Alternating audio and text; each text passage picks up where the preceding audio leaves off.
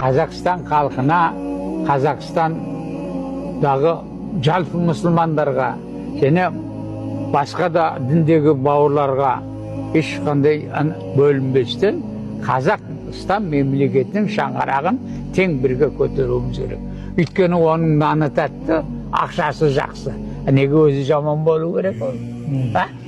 Наны жесең жат тәтті, ақшасын қалтаңа салсаң жақсы. Неге өзі жаман болу керек?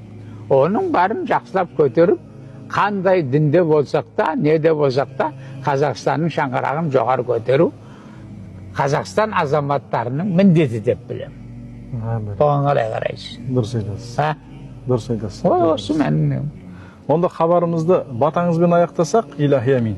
Ал енді осы беріп сұраған сұрауларың жемісті болсын. Халқымызға үлгілі болсын. Халқымыз осыны көріп, қазақ халқының ниеті қандай екенін біліп, жақсылыққа ілесу Алла нәсіп етсін. Амин Алла.